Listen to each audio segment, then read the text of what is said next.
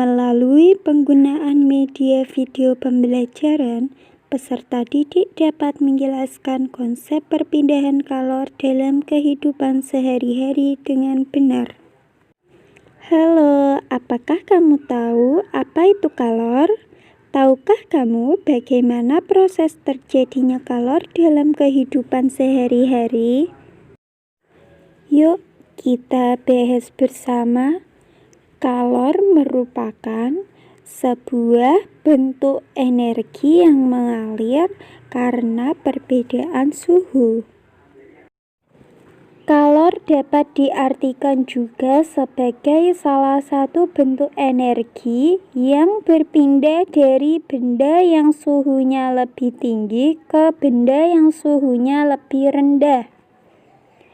Jika kedua benda bersentuhan. Sifat-sifat kalor. Yang pertama, kalor mengalir dari suhu tinggi menuju suhu yang lebih rendah. 2. Kalor bukan berarti benda yang harus panas, karena kalor dapat dibebaskan maupun diberikan kepada suatu benda. Yang ketiga, kalor dapat mengubah wujud benda. Nomor 4. Kalor tidak dapat langsung diukur, namun dihitung. Kalor dipengaruhi oleh jenis benda, massa benda, dan perubahan wujud benda. Macam-macam kalor dalam kehidupan sehari-hari. Apa saja ya macam-macam jenis kalor? Yang pertama yaitu konduksi. Konduksi merupakan perpindahan panas melalui zat perantara, namun zat tersebut tidak ikut berpindah ataupun bergerak. Yang kedua adalah konveksi. Konveksi merupakan perpindahan panas yang disertai dengan perpindahan zat perantaranya. Perpindahan ini terjadi melalui aliran zat. Yang ketiga adalah radiasi. Radiasi merupakan perpindahan panas tanpa melalui perantara. Contoh peristiwa perpindahan kalor secara konduksi pada kehidupan sehari-hari. Ketika kita memanaskan batang logam, walaupun hanya salah satu ujung besi yang dipanaskan, tetapi panasnya akan merambah ke seluruh bagian besi. Hal tersebut menunjukkan panas berpindah dengan perantara besi.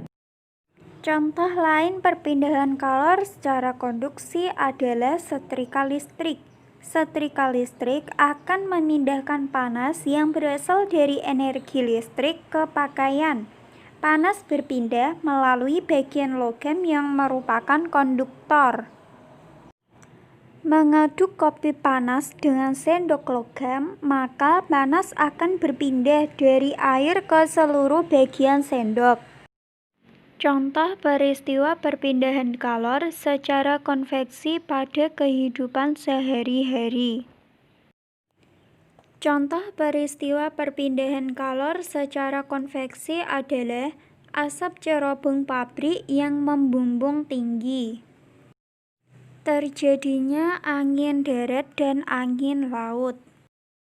Contoh peristiwa perpindahan kalor secara radiasi pada kehidupan sehari-hari. Contoh peristiwa perpindahan secara radiasi dalam kehidupan sehari-hari adalah badan terasa hangat ketika di depan api unggun. Pakaian menjadi kering ketika dijemur di bawah terik matahari. Baiklah adik-adik, itulah pembelajaran pada hari ini. Semoga ilmunya bermanfaat. Wassalamualaikum warahmatullahi wabarakatuh.